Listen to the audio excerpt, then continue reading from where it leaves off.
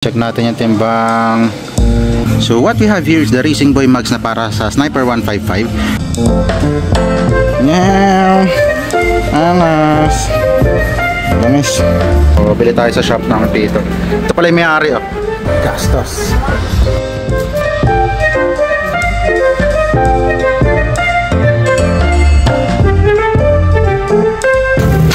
Yun.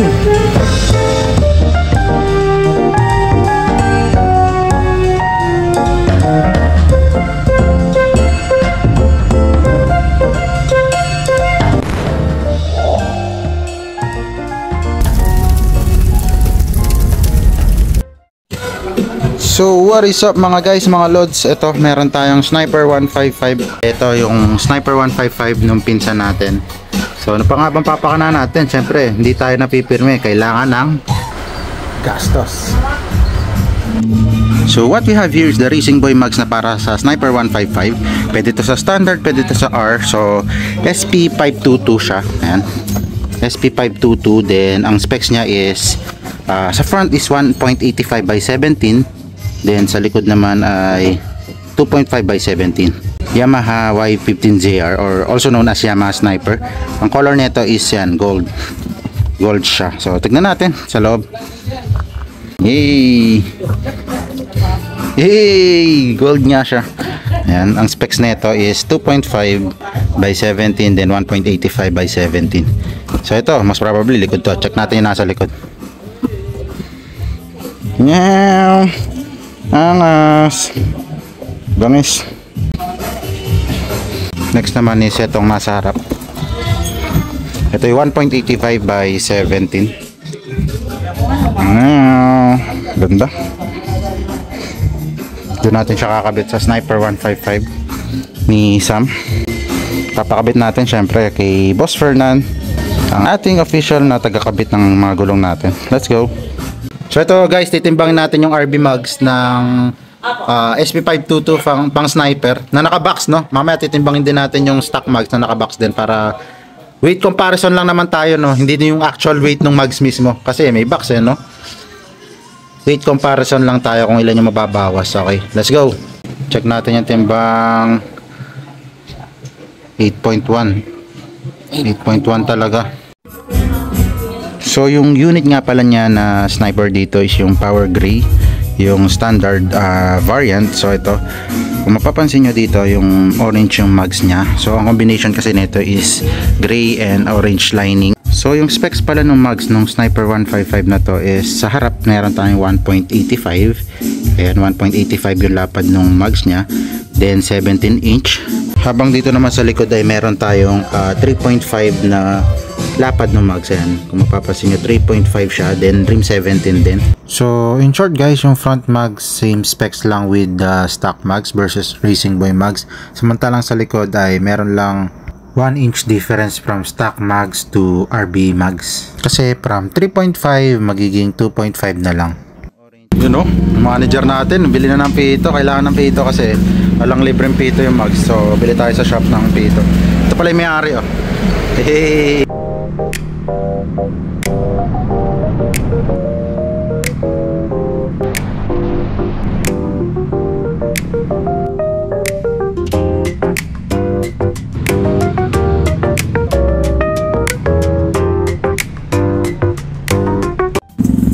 So ayan, wala si Boss Fernan. Sarado yung shop niya, masakit daw katawan. So hanap tayo ng iba pang pwedeng pag-install na may machine. Tara. Woo! Hindi kompleto pag wala kami sa vlog. Siyempre. Kasama natin si Malupito, nandito dumudungaw. Isang kupal nga dyan. Kupal ka ba? So ayan guys, ito na, papasok na yung sniper ni Sam. Nandito kami sa San Roque, Calaba, GL&J Motor Parts. So, babaklasin na yung gulong sa likod. No? Excited, oh? So babaklasin na tong stock mag. Ba talaga pag may machine, no? Basic. Nakabahan pa sa operasyon. Shoutout kay Boss Ray. Dito lang yan sa San Roque, San Isidro, San Roque, Calaba. Tapat ng San Roque Elementary School. May machine sila dito. So para iwas iwas manong big. Ayan boss, langis. Pampadulas. Yun. Para tumapat. Yun. Nakaba, no? Yun. Wak! Narinig mo na yung putok na yun. Okay na. Bossing, ano masasabi mo? Ayos. Ganda, no? Pawisan ka lang bagya. Syempre, kakabahan ka kahit pa paano. So yun guys, installed na yung gulong sa RB Max na lipat na. Lipat na lang itong disc. Good. Yung tamang sipat lang yung may-ari, oh. So yan si Sam. Pinsan natin yan. Then nandito din si Anjo, yung kuya niya. Makikita natin ano magiging itsura niya mamaya. Hindi mapakali, oh.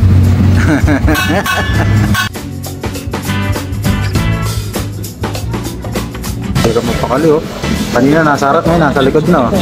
Ano naman? Nabawasan sa 2 kilo. Ano ang timba na kanya? Kanina 114 eh. 114 kilos ngayon. 110 na lang ngayon. 110 na lang daw. So yung pag unang baklas talaga matigas kasi may Loctite eh. Nakikita nyo sa bolts ay may parang mga white. Loctite kasi yun. Kaya talagang matigas sa unang baklas. So guys, hindi natin naasahan yung yung bolts natin. Ay bolts ni Sam pala. Yung bolts niya nabilog, so kailangan ng weldingin. May weldingin na para mabunot. Boss, ano masasabi mo sa fittings? Siyempre, okay. Okay, yan, ayos, no? Pwede na ilagay sa NMAX, no? Rim 17.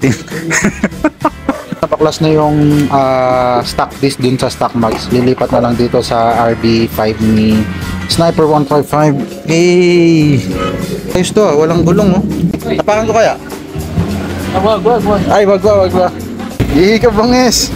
Saan ka, bangis? So yun guys, installed na yung RB mags sa likod. Kindly comment down below anong mas bagay na kulay na mags. Ito ba? Or ito? Tutirahin na yung harap para mapalitan na ng RB. Front tires naman. Alright, let's go.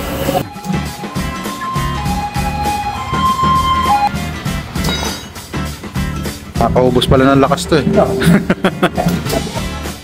Feeling ko kailangan ng shifter. Walang yun, no? Ano, Sam, mas maganda yung kung papalitan mo ng Racing Boy caliper sa lever. Pasakan mo ng Big Disc 267mm. No? Mabigat na yun. Mabigat ba yan? Eh, ikaw? Ay! Cut! Basta pogi. Pwede ko bang parang 22? Ayaw mo, Igor, M22? Pwede naman. Fender roll na hanggang bintana. Fender roll na hanggang bintana. I-remove yung dazzle sa stock mags, lilipat dito sa RT5. Wala siyang built-in dazzle. Ayan, yung mga sonitor.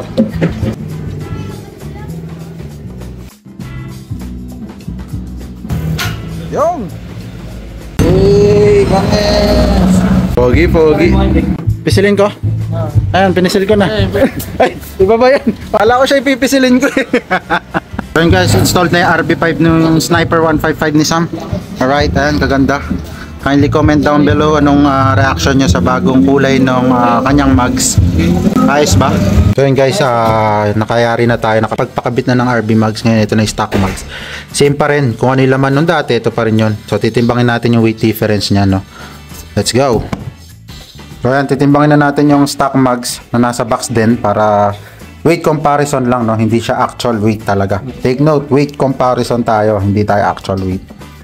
Let's go. Ayan. Oh, 10.4 kilos.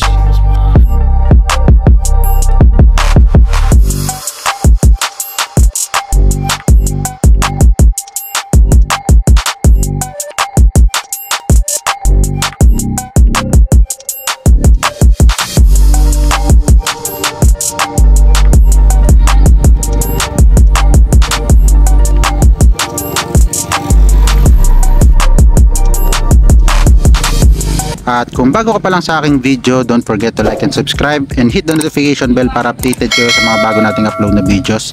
So yun guys, itong mags pala na to, kindly comment down below kung gusto nyo bilhin. For sale siya. So comment lang kayo kung gusto nyo bilhin. I hope nag-enjoy kayo sa panonood ng aking video. Hanggang sa muli, ride safe. Nyaw!